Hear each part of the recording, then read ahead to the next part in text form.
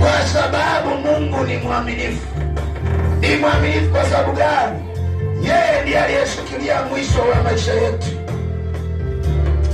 Yaweza ikawa mwanzo huu unaona ni mbaya au ni mgumu, au hajawahi kusema uongo, hajawahi kuzungumza uongo.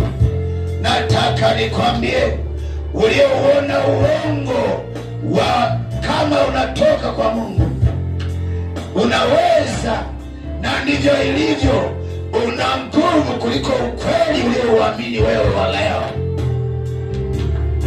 Amini kwa nguvu zako zote. Akauliza kwa Yesu, ni kisheria ipi iliyo kubwa? Ni amri ipi iliyo kubwa? Akasema, we Israeli, Mungu wako ni mmoja. Mpende Bwana Mungu wako kwa moyo wako wote, kwa akili yako yote, kwa nguvu zako zote.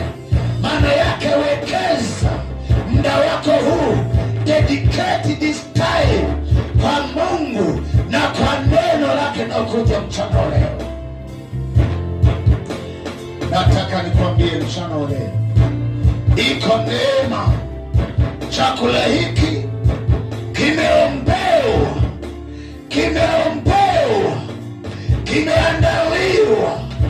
kimeandaliwa kwa ajili ya ukombozi wa kwako binafsi, wa nyumba yako, kwa watoto wako, hata kwa taifa, ikiwa utaliamini neno la Mungu. Maana yake Mungu anasema kwake hakuna kujuta, kwake hakuna kubadilika, lakini kwake uko uzima na uhakika. Shida iko kwako, unaenda kuamini vipi mchana wa leo? Ukimwamini Mungu asubuhi ya leo, maisha yako hayatabaki kama yalivyo.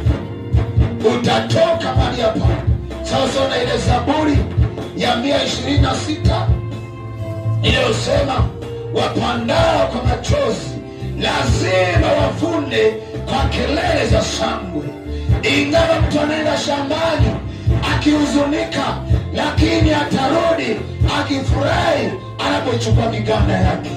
Kwani usiondoke katika ibada hii na mganda wako, ukaondoke na baraka zako, ukaondoke na uzima wako. Tumia nafasi hii kumwamini Bwana. Nilikuwa naandaa mazingira yako kwa ajili ya mtumishi wa Mungu anayekuja kuhudumu, ili usichukulie kirahisi. Huu ni wakati ambao it is a prime time